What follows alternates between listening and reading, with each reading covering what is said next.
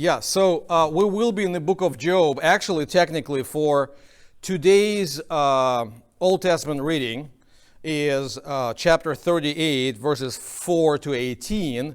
But we are not going to jump there immediately. Before we'll go there, first of all, I would suggest to watch the video that we posted for this Sunday. It's like a short 10-minute thing where I said there are three main misconceptions that usually people have when they read Book of Job. And I'm not going to repeat them.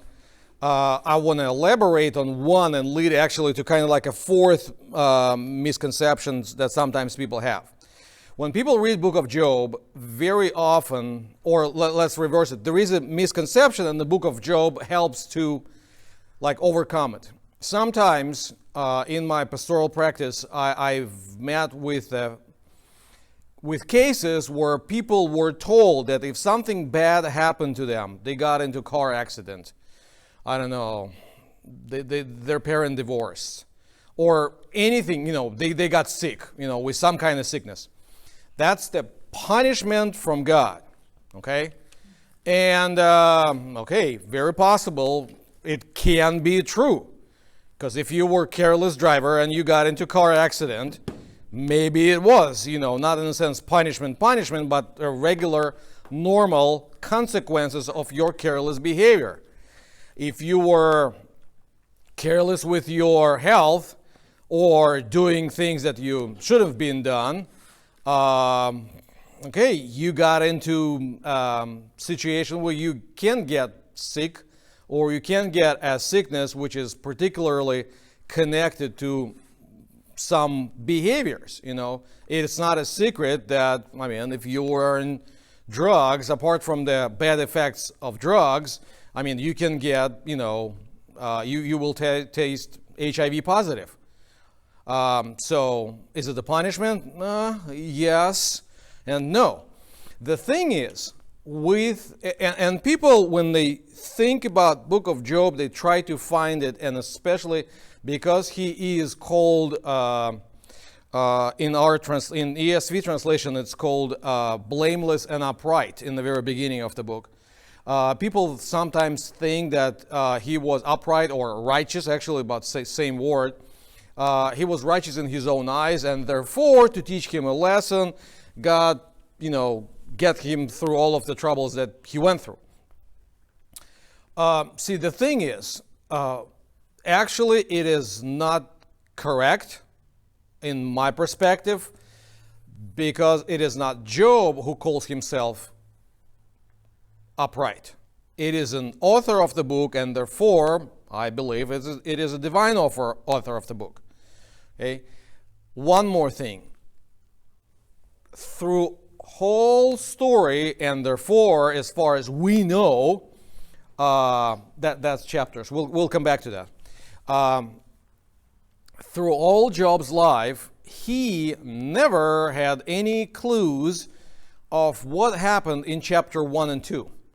He is not aware of that business meeting between Lord with sons of man, or sons of God, actually, sorry, I misspoke, with sons of God, and Satan was among them.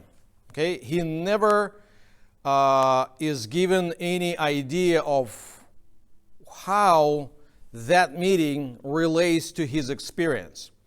So actually, the book of Job is one of the great answers to those who, instead of comforting people, puts them down. Okay? So when we see a person going through a terrible time, and especially if there is no very obvious correlation between his behavior and troubles, we need to comfort people. And we need to try to uplift them, or at least support them going through that experience. And then Book of Job actually turns into, and I will try to show it, into a very great consoling book. That we can show that, see, that's the experience he went through, And yet, God was able to, and not only was able to, but was desiring to fellowship with him, to communicate with him, to stay with him, and so on and so forth. So, before we'll go into our text, unfortunately, I would say, in our Old Testament readings, we have only basically 2 passages from Job. Okay, we have one passage through all of our liturgical calendar. In a 3-year circle, we have only 2 passages. We have passage from the chapter 19, and it's connected to the Easter morning, and it's usually is connected to the early morning service. So unless you go for 6 a.m. sunrise morning service, you basically have no chance. So I will take my chance to kind of like give a very short, very fast, I know we are running out of time, very fast overview. The book is structured in a 7-fold pattern. So first 2 chapters are in prose, and they are called prologue. And then basically from chapter 3 to chapter 42:6, we have, with some interception, we have a poetic form. Poetics in Hebrew works a little bit different than in English and let's say in Russian, because it's very rhythmic. There are word parallels, but it's almost never, very seldom when it rhymes.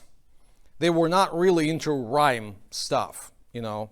So like what we have, I don't know, Shakespeare or Burns or Eliot, you know, T.S. Eliot, or I mean, you name it, you know, anybody.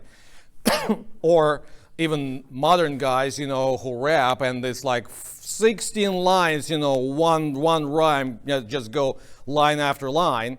Sometimes I'm not really into rap thing, but you know, it's kind of, sometimes it is interesting. They find very well-tuned words connecting to each other. So what my point is, from 3 to 42:6, it's all poetics. But in chapter 3 itself, we have a Job's speech. You know, Job says, you know, what's the deal? You know, what's wrong? And he curses the day when he was born, and let the stars be darkened, and, you know, why would I crawl off that womb? And, you know, it's a dark speech and totally understandable. As I said in the previous, if you will watch that video, I said, you know, as a father of 4 kids, I can only childishly imagine what he goes through. I mean, it's beyond my comprehension. You know, having 7 sons, 3 daughters killed, you know, I mean, the whole thing that falls on him, apart from his own sicknesses, that's a different story. So then we have from chapter 4 to 27, we have 3 friends. And friends are not buddies, okay? Because in the Bible, the friend of a leader, and Job is a leader, I mean, however you call him, a leader or chief of the tribe, or actually a king, is the guys who advise him. So when you hear when Jesus says to disciples, I do not call you servants, or I do not call you slaves, I call you friends, he actually invites them to be their close circle advisors for him when he will be a king. Okay? That's why, you know, Paul elaborates on that and says, don't you know that we will be those who will judge the world, and we will judge the, you know, creation, and so on and so forth. So 3 friends who actually try to attack Job.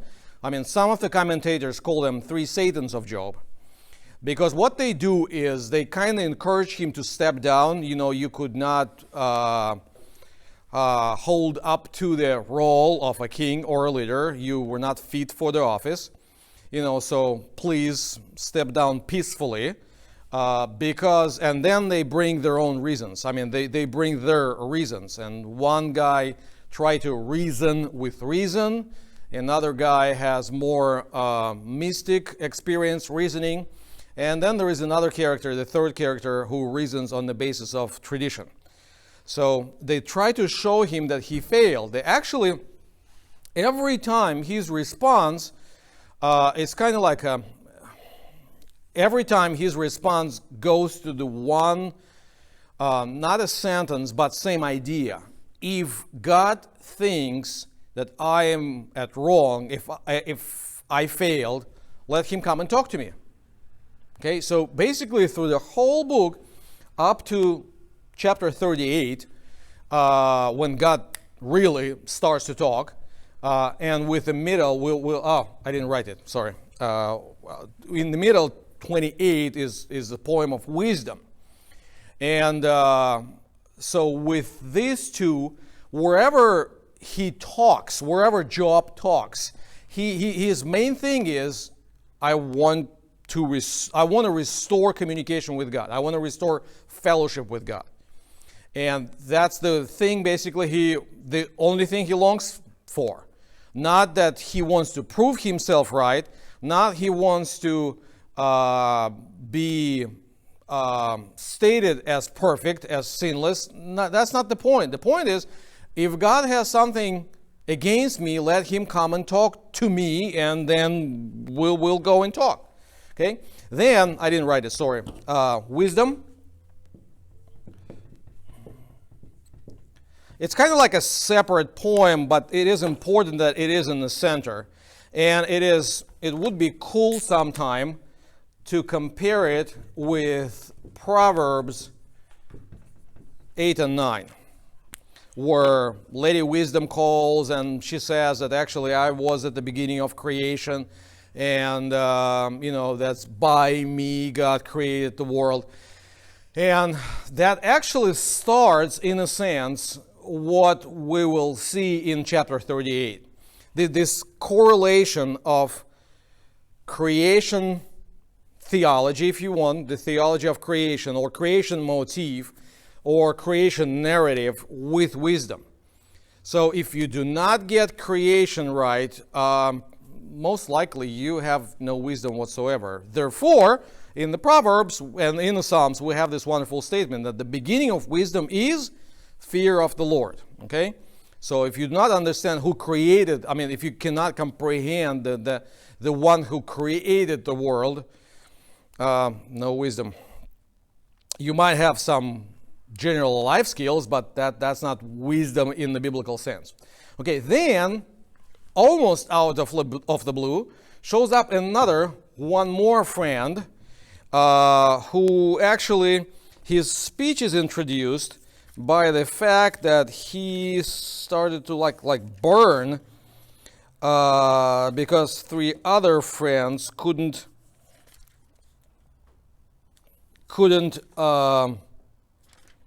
accuse him right. I cannot find the verse right now. Don't worry about that. So that's another thing connected with Elihu. And then, after his speech, verse 1 of chapter 38, we have, "Then the Lord answered Job out of the whirlwind and said," and we have a speech. So it is twofold. Actually, Job's speech is twofold, and God's speech or answer would be a better word, is also twofold. And then in 42, 7 through 17, that's our epilogue. That's again prose, which basically concludes everything and says that he was restored and his goodies were restored and he has kids again.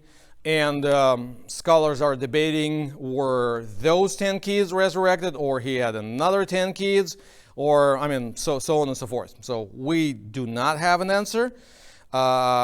If you have questions for people, upstairs, you might want to write them in a book. The only thing is, when you will cross the door of this life, don't forget to take this book with you.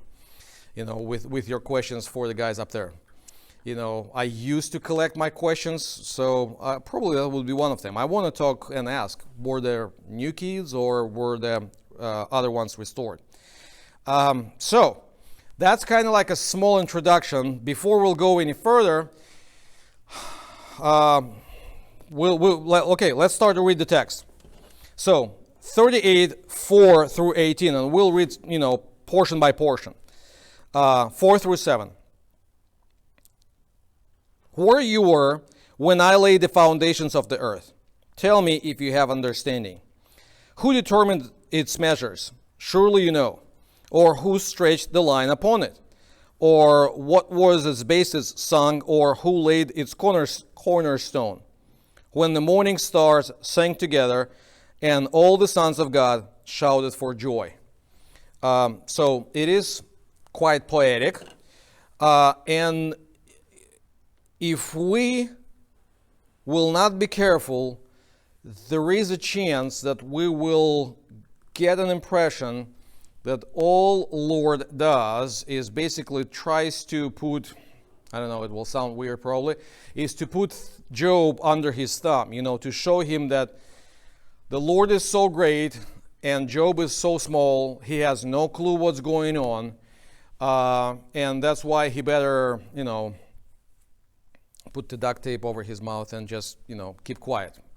Which is not really true.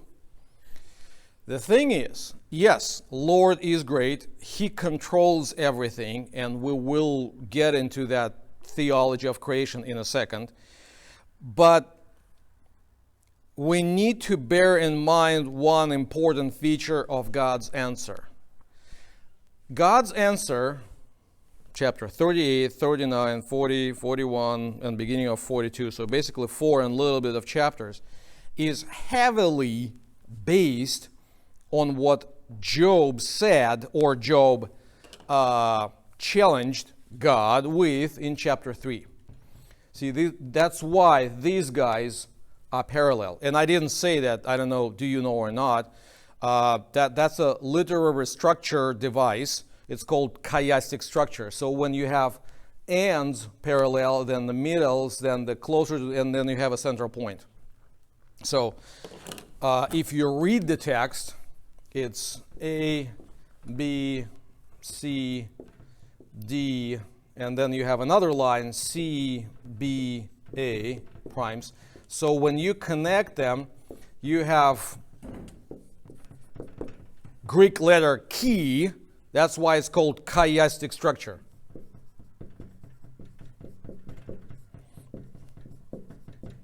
Okay? That's what it is. So when you lay them like this, it looks just like a I don't know, bow, basically. So you have a middle and you have ends that are tied with. So this is parallel with this. This B is paralleled with this, and C paralleled with C prime. So from this, we obviously can notice that, as I said, structurally, and from the text, we can notice that God's speech or answer is actually response to Job's speech. So when the Lord answered Job out of the whirlwind and said, it is not a response to whatever he said in the middle. That's a response what he said in chapter 3. For example, in our passage that we just read, in verse 7, we have when the morning stars sang together. And we find that textual parallel. If we go to chapter 3, so you might want to have two fingers between chapter 38 and chapter 3. In chapter 3,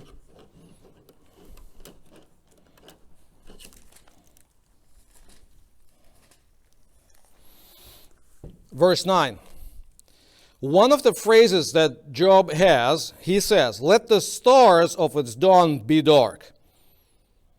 Let it hope for light, but have none. For nor see the eyelids of the morning. And so on and so forth. So he, in his miserable, and that by no means I want to water down that his state, in his miserable condition, he wants the stars to go dark. I mean, because everything is so dark in his worldview. Yet God, when he answers, he says, I am the one who put stars in its place. Don't you know? So I started all of this creation project, and it was then when the morning stars sang together and all the sons of God shouted for joy. So the whole thing that connects to creation motif is actually joyful. Therefore, when we think about creation, and the rest of God's speech is very, very creation-like based, we need to think about three features of creation, or creation story. Why do we need to remember about that? Okay, let me erase that. Give me a second.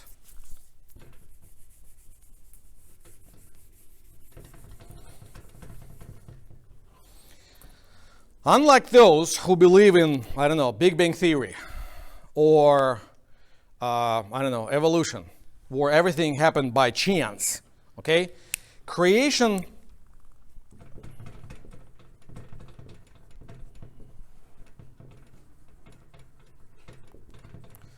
Theology of Creation has at least three important features. One of them is everything is in order. I know it sounds funny and silly for those who do not trust the Bible, but there is a reason when God plants the trees in day 3, he says, let the trees bear fruit, and that fruit will be the same which is the tree. Because it would be fun if apple trees would bear apples with seeds of, I don't know, plums inside. And then out of those plums would grow up probably plums, but the fruits would produce seeds with, I don't know, pineapple or something else. And we would have no clue, we would have no chance to predict what's going on. But we know apples produce apples. Okay? Pears are pears. Plums are plums. We can have some variety within the range of those species, or, see, I'm not a biologist, I don't know exactly what kind of correct term would be, but within the range of this type, okay? But still, there is order. So, same thing with animals. Same thing with humans. You know, humans do not produce, I don't know, frogs. They produce humans for some reason, you know? And that's because everything is in order. And we kind of know how heavenly bodies go around, you know, on a how can I say, space screen, you know, in cosmos, you know. So we can predict that this would be the length of the year.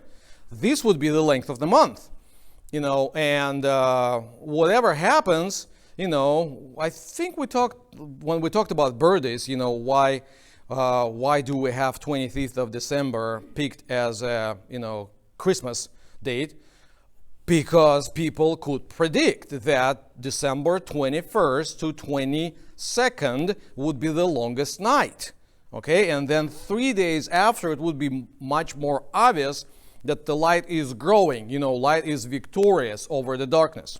Okay, because what God did is he put everything in order. Especially with modern science and modern technology, people try to mess up with God's order and God's order of creation, trying to create, you know, artificial human beings and do, you know, some other crazy experiments. You know, whatever conspiracy theory you are into, there is a chance that whatever we're facing right now with COVID-19 was a result of uncarefully planned experiment of some scientists, and whatever they plan to, you know, or whatever they tried to test with, you know, in their laboratories. But my point is, when we are in the Bible and when we are reading the biblical account of creation and how creation applies to the world, one of the most important features is there is an order. On the other hand, it's very interesting. when we read creation story or creational theology, we need to understand that it always there is a constant, there is a constant change, or I would even say the constant development. Okay, and development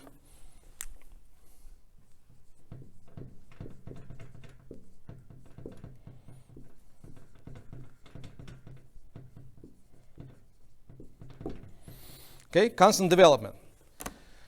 For some interesting reason, God didn't say, okay, let's creation project be complete. Boom. And everything would be in the right place. He could have done that. For some reason, he did not. He had day one. Then there was evening, there was morning, day one. Okay, there is another circle. Some other features of the creation showed up on the scene, the firmament. And here is day two. Then there is day three. Then there is day four. Okay, then there is day 5, day 6, and day 7 with a glorious ending. Okay, so there is a sense of progress. There is a sense of development. Okay, that's why when actually people inventing something, are they full of fear of the Lord or they are complete godless people? It doesn't matter. What matters is by their inventing, by practicing their inventing abilities, they actually reflect the image of God in themselves. Because God constantly, tunes, not only maintains the world, He also tunes up the world. We go into more developed stages, so this is important. And this actually leads to very important third point.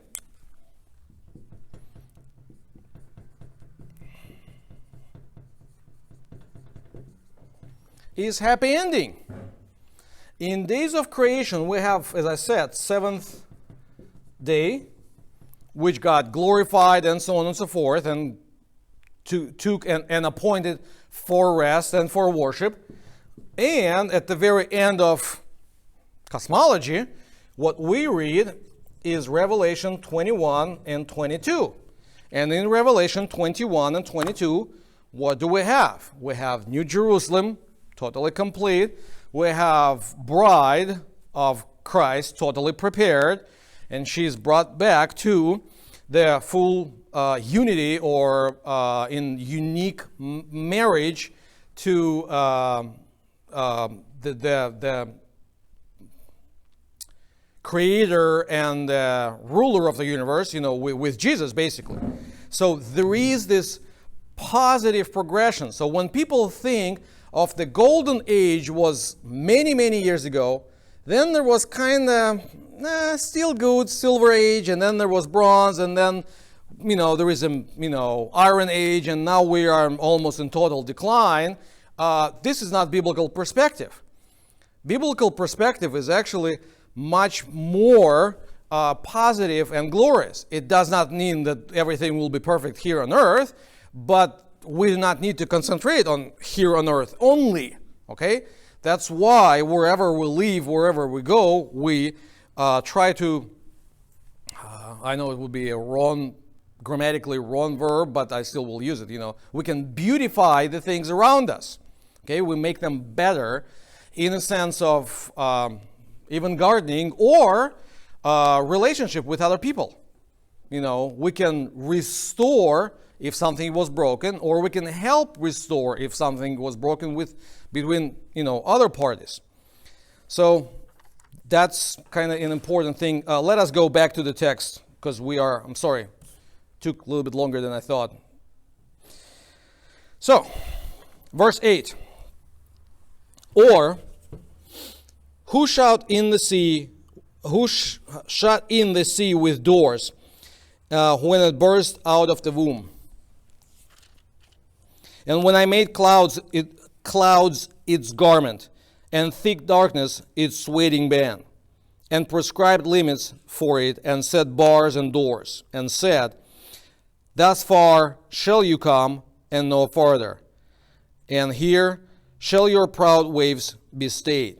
So again, we are seeing how God describes his abilities not only to create, but to put created things, created items, I would say, in order. Okay? So that's the length of the waves that they will go, into. So we face tsunamis and we face other things that we call, natural disasters. And here in Central Coast, I don't recall any tsunami experience, but we are, we have problems with fires. Quite often. Recently, when we were still living in Santa Barbara, we had to face, I think, either biggest or one of the biggest ones in California, the Thomas Fire, when it burned really fast and, took over, got hold of the huge area. And then it was mudslide. So those things, but knowing Scripture, I know it's very hard to comprehend for a human mind. There is a limit. Even Thomas Fire, with the help of firefighters, yes, we need to acknowledge those guys who fought the fire, but the fire didn't go any further. Okay, mudslide, however uncontrollable it didn't, killed or ruined whole Montecito. It was very limited on its impact. So, and again, if we will go back and forth, for example, the word doors that we have here in verse 8 and in verse 10 is actually, again, a response of what we had in chapter 3. If we will jump into chapter 3, verse 10 for a second, that's what Job says. Let's see. He talks about that, so let the stars so nor sing in the morning, because it did not shut the doors of my mother's womb, nor hide trouble from my eyes. So when we read in verse 10, that actually is the God who prescribed the limits and set the bars and doors that you cannot go any further. So he is the one who is responsible for the act of natural elements and people coming from the womb. He is the one who wants those doors to be open and people would be, born in life. So one more time, it is important to see that God's answer is not intended in a sense of just to show that Job has no credibility. Actually, what we need to see is God carefully, point by point, picking up all the challenges that Job brought up before and explains him that he is the one who is behind it, even though it's very hard to comprehend sometimes, especially when you go through troubling times. Which is actually, I believe, might be a hopeful thing. Because if we would be capable totally to understand creation, and there will be no mystery left in that, knowing a little bit about humans, we probably would be able to mess it up so badly that we would not be able to restore it. But since majestic powers of God are behind it, and the forces are much bigger that we can control, yes, we do still mess it up. Sometimes we mess it up really bad in, health or social relationship between people or environment. Still, God is bigger and God is greater, and His power are much more, forceful. He has more force and powers than we are. So He has even more healing power than we have a power to mess up. Next passage. So verses 12 to 15. Have you commanded the morning since your day began, and caused the dawn to know its place, that it might take hold of the skirts of the earth, and the wicked be shaken out of it. It changed like clay under the seal, and its features stands out like a garment. From the wicked their light is withheld, and their uplifted arm is broken. So here we go into very interesting passage where we have this fight between righteous God and wicked guys. Okay? But the thing is, as I said, sometimes we see, and when we moved to U.S., since we moved to U.S., I've heard it many times that the kind of Christianity or Western civilization as a whole, kind of is on decline, and we see that less and less people, go to church, read the Bible, have regular prayer life, or maintain their spiritual life, and so on and so forth. And it looks like wicked are winning, but the thing is, if we read it carefully, they don't stand a chance against God. And in reality, in United States, maybe we have some kind of crisis, and we need to be honest with that and maybe address that crisis accordingly. What can we do? What can be done to still, turn the battle, for the positive? But if we look in other places, I don't know, Asia, Africa, South America, people are turning to the Lord. People are taking stands for Christ, and sometimes it costs them dearly. It costs them their inheritance, the relationship with family. Sometimes it costs them lives. And yet they are faithful to the Lord. And that, I don't know, it will be a weird word to say, that movement is growing, so the church is still actually victorious and glorious. And these guys, as I said, however it looked that the Pharaoh was strong and had army and had all the power and forces, but when God intervened, he led his people out of the Egypt, and, he drowned. He simply drowned. Verses 16 to 18. Have you entered into the springs of the sea and walked in the recesses of the deep?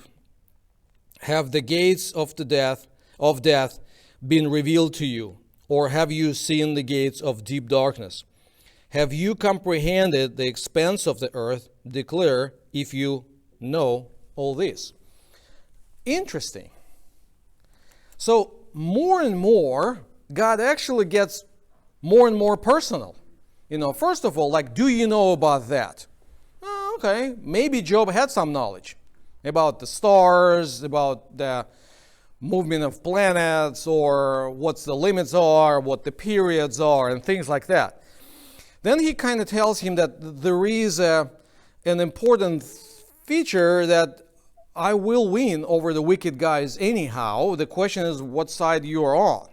And now here, he actually kind of addresses him even more personally. Have you have any experience with this, and this? And the thing is, what he brings up is, have the gates of death been revealed to you? Job believes he is by the gate of death. He is almost right there. Apparently, from the God's question, he is not. And we have some biblical instances like that. If you remember in Genesis